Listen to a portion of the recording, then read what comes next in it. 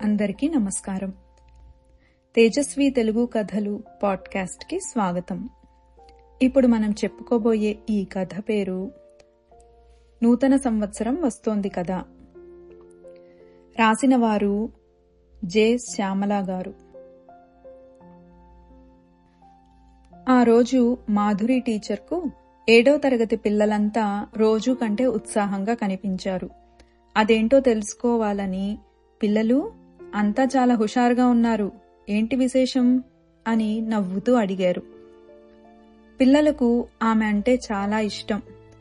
పిల్లలను ఏమాత్రం విసుక్కోకుండా ఎంతో ప్రేమగా మాట్లాడతారు. వాళ్లు కూడా భయపడకుండా ఆమెతో అన్ని విషయాలు చెబుతుంటారు. అందుకే ఇప్పుడు కూడా వినోద్, కొత్త సంవత్సరం వస్తోంది కదా టీచర్ అన్నాడు. ఓహో, కొత్త సంవత్సరం సందర్భంగా వినోద కార్యక్రమాల గురించా ఈ హుషారు అన్నారావిడ. వినోద కార్యక్రమాలు అనే మాటలో తన పేరు ఉండడంతో సిగ్గుపడ్డాడు వినోద్. అవును, కొత్త సంవత్సరం సందర్భంగా మీరంతా ఏమేం చేస్తారో చెప్పండి అని అడిగారు టీచర్.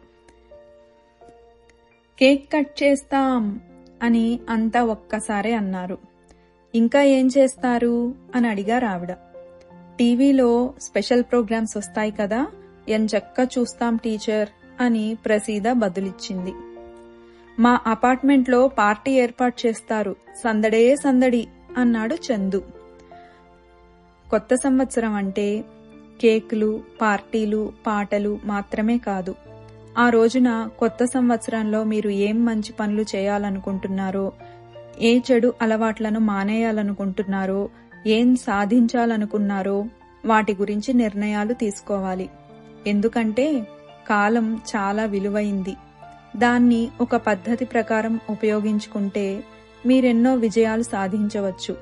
మరి మీరంతా ఎలాంటి నిర్ణయాలు తీసుకుంటారో రేపు క్లాస్లో నాకు చెప్పాలి, సరేనా అన్నారు టీచర్. అలాగే టీచర్ అని బదులిచ్చారు పిల్లలు. ఇంతలో గంట మ్రోగడంతో టీచర్ వెళ్లిపోయారు. పిల్లలంతా టీచర్ చెప్పిన విషయమే ఆలోచిస్తూ ఇళ్లకు బయలుదేరారు. మర్నాడు మాధురి టీచర్ వచ్చేసరికి అంతా నవ్వుల్లో మునిగున్నారు. ఆమె అలికిడికి నవ్వులు టక్కున ఆపారు. ఎందుకు అంతగా నవ్వుతున్నారు, నాకు చెప్పండి అని చిరునవ్వుతో టీచర్ అడిగారు. మరి అంటూ సందేహంగా ఆగాడు చందు. చెప్పు చందు, పర్వాలేదు అన్నారు టీచర్. నిన్న మీరు కొత్త సంవత్సరం సందర్భంగా నిర్ణయాల గురించి చెప్పారు కదా టీచర్, అవన్నీ ఇంట్లో చెప్పాను. చెడు అలవాట్లు మానేసే విషయం వినగానే మా చెల్లి నోట్లో వేలు పెట్టుకోవడం మానేస్తానంది. ఆ సంగతి వీళ్ళకి చెప్పాను టీచర్ అని నవ్వు ఆపుకుంటూ అన్నాడు చందు. టీచర్ కూడా చిన్నగా నవ్వేసి, మీ చెల్లి చిన్నదైనా చాలా తెలివైంది. నోట్లో వేలు పెట్టుకోవడం చెడ్డ అలవాటు అని తెలుసుకుంది. మానేస్తానంటే మంచిదేగా అన్నారు టీచర్. ఆ తర్వాత పాఠం చెప్పడం మొదలుపెట్టారు. అది కాగానే, ఇప్పుడు చెప్పండి, మీరంతా కొత్త సంవత్సరం సందర్భంగా ఏ నిర్ణయాలు తీసుకుంటున్నారు అని అన్నారు టీచర్.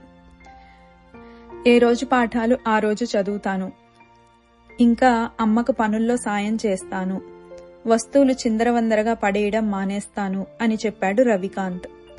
చాలా బాగుంది వినోద్, మరి నువ్వు అని అడిగారు టీచర్.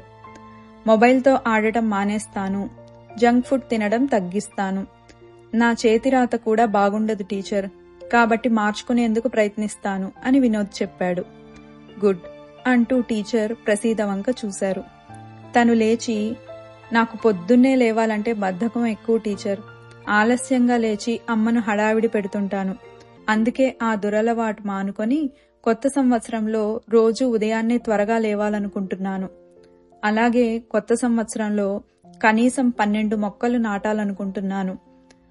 లెక్కల్లో మార్కులు పెరగడానికి వాటి మీద ఎక్కువ శ్రద్ధ పెట్టాలనుకుంటున్నాను అని చెప్పింది. మంచి విషయాలే చెప్పావు అని మెచ్చుకున్నారు టీచర్.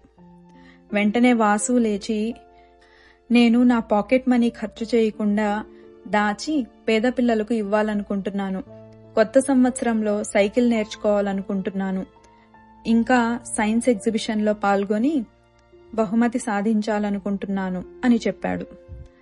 చాలా బాగుంది వాసు అని టీచర్ అంటుండగానే వందన లేచి నిలబడింది. చెప్పమ్మా అనగానే, కొత్త సంవత్సరంలో పుస్తక పఠనం అలవాటు చేసుకుంటాను టీచర్. కథలు, మహనీయుల జీవిత చరిత్రలు చదువుతాను. అన్ని విషయాల్లో సమయపాలన పాటిస్తాను. ఇంకో విషయం అంటూ ఆగింది. ఏంటో చెప్పు వందన అన్నారు టీచర్.